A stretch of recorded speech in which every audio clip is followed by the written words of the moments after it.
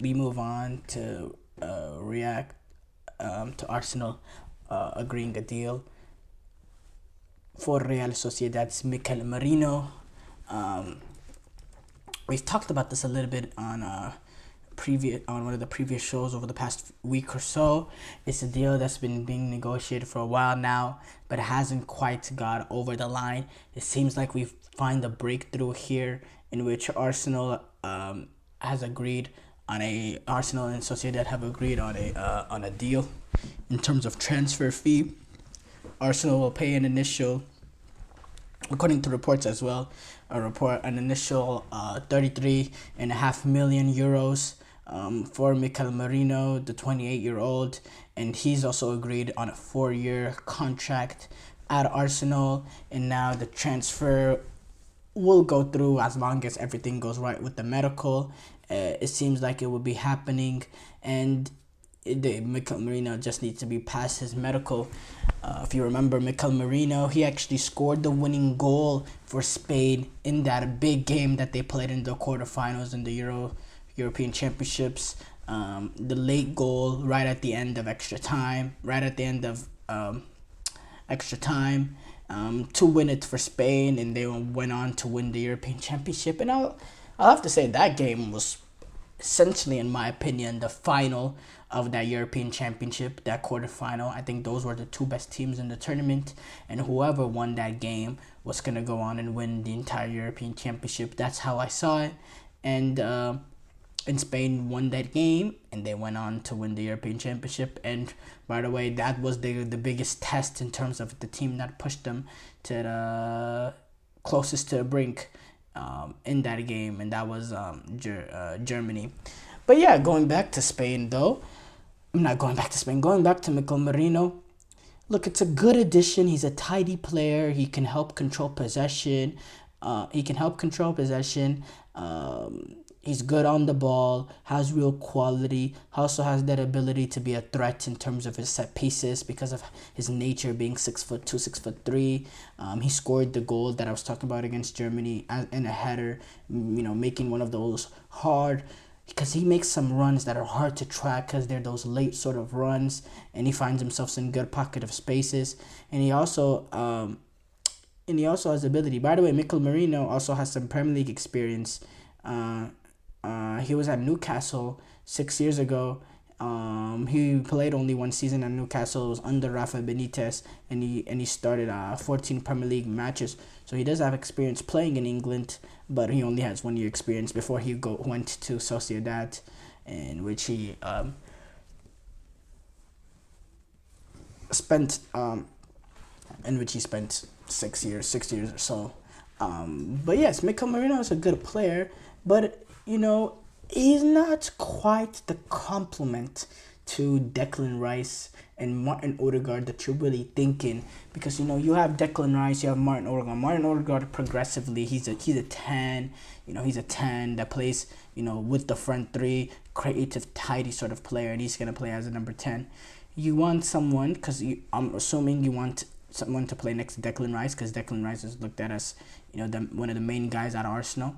Well, Declan Rice, he out of West Ham, he had some defensive qualities to him, but his main qualities that he's presented at Arsenal is his ability to drive the ball, get forward, join into attacks, and being involved in sort of the attacking part of the game, in which is left certain times, specifically you go back to the Villa game, it left them vulnerable, not playing someone that plays simply the holding role. Now Thomas Partey, he's been essential being able to play next to Declan Rice, because Declan Rice could go up the field and join into attack, and you'll still have the athleticism of Thomas Partey to get around, to be defensively solid, and cover up holes for the center halves or fullbacks that go forward. Thomas Partey, he provided that sort of defensive presence. Mikel Merino doesn't quite give you that defensive presence that Thomas Partey has. He's not as athletic as Thomas Partey.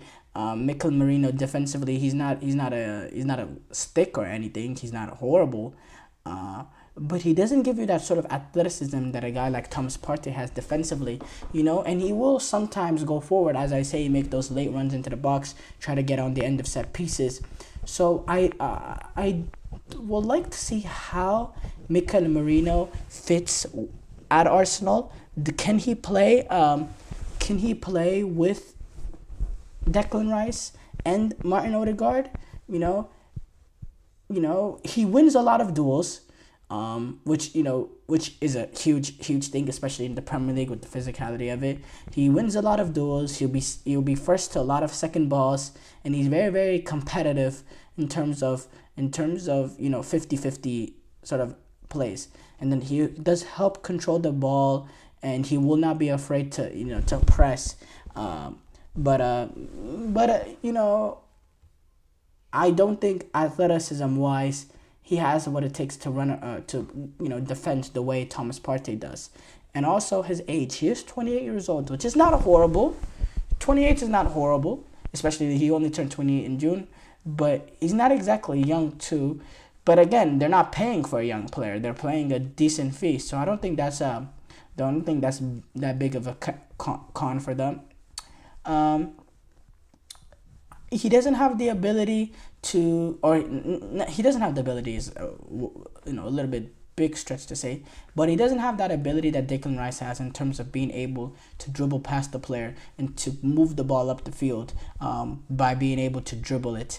He doesn't do that, but again, I don't think he's going to be needed to do that if he's playing with Declan Rice, because Declan Rice can do that. Declan Rice could do that, and he can do more of the passing range, worrying about passing the ball and the passing. That's what I say. They'll complement him, and Declan Rice complement each other in the fact that Declan Rice can, when he gets on the ball, he'll be the one that drives the ball forward, past players in midfield, trying to open up space, while Mikel Merino can do a little bit more of the sitting, playing the balls in behind, being the sort of connector and composer in terms of passing the ball and being able to control the game by possession, while Declan Rice can do more of the carrying the ball and dribbling past players and moving the ball in past midfield in terms of being able to dribble. So that in terms, they complement each other pretty well. But again, they both don't have that real defensive number 6 sort of instinct to them as well. So yeah, he win a lot of duels and all that, but does he have the athleticism? Because defensively, he will win duels, he'll win 50-50 balls, and he'll put in a tackle. I'm not worried about that. But does he have the athleticism like a guy like Thomas Partey that covers up spaces for when Declan Rice bombs up the field? Especially because, sometimes as well, Mikel Merino, he does that as well. Not bombs up the field, but, he'll make runs into the box and he'll try to get on the end of set pieces. Because he has height. He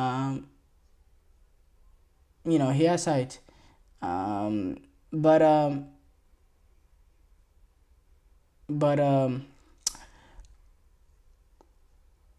will this push Arsenal into, past Manchester City? The combination of him and Calafiori, does it make them stupendously better than what they were last season? I don't think so. I think last season that they were really, really, really great. And I don't think... Again, I've said this many times. Arsenal were great last season. And Arsenal were a title-winning team last season. But they're just running to a juggernaut, Being great is not good enough to win the Premier League nowadays. You have to be stupendous. You have to be, phenomenal, unbelievably great. Arsenal were great last season, and great is just not good enough to win. Great is just not good enough. Arsenal weren't really good. They were great. They were amazing last season. The amount of tally points that they have, this craziness that we've seen from Manchester City over the past few years, the amount of points that they got last season will be enough to win most leagues. But again, you have a team like Manchester City doing what they do. The biggest concern for Arsenal is Manchester City. There's no holes into the squad. There's no holes in terms of how many games did Arsenal have last season where they won 5-6-0? there's no issue in terms of the squad. There's no issue in terms of the talent. The quality is there. They're coached brilliantly by Mikel Arteta. 89 points, 28 games. They won. They lost one game in 2024 last season. You shouldn't have to go unbeaten in a whole half of the season to just win to win the Premier League. I mean, that's essentially what they had to do. 89 points. 89 points, 28 wins all season. 28 wins, which is actually the same amount of wins that City had. 28 wins, but couldn't get it done. I mean, yeah, that's what it is, though.